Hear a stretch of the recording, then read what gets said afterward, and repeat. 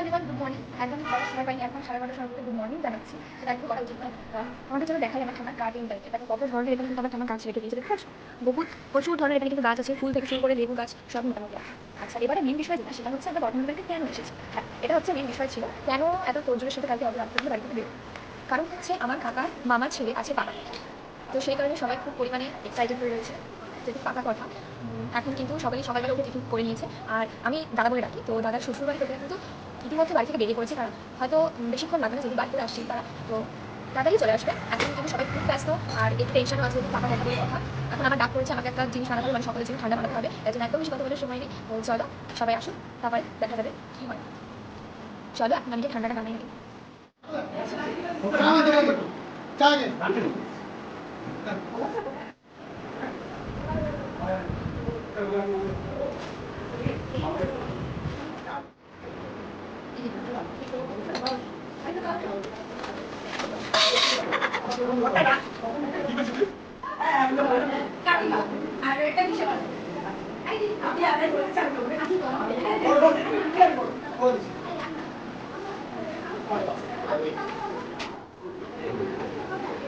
হ্যাঁ, এবার চলে এবার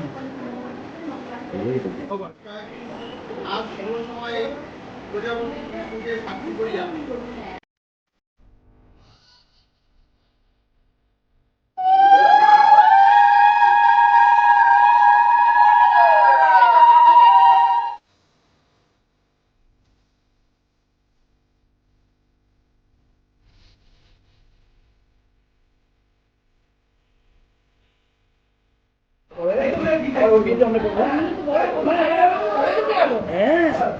আমি একটু ইয়ং থাকলে বিয়ে করি।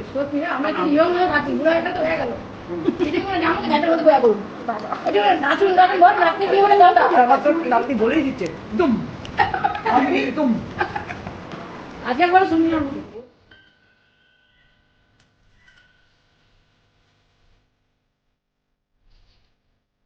তো এখন সবার খাওয়া দাওয়া হয়ে গেছে, আর আমি আর গৌতম মিলে এখন এসেছি কোথায়, ছাদে। আমরা কি করছি এখন, আমরা হাওয়া খাচ্ছি।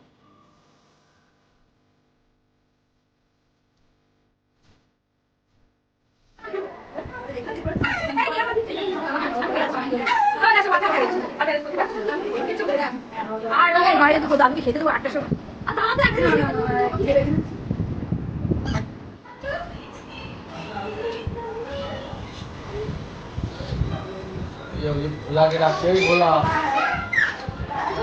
আমাদের পুরো অনুষ্ঠান কিন্তু খুব ভালোভাবে মিটে গেছে, তো আমরা কিন্তু সাথে খেলি, আর তোমাদের টাটা বাই বাই।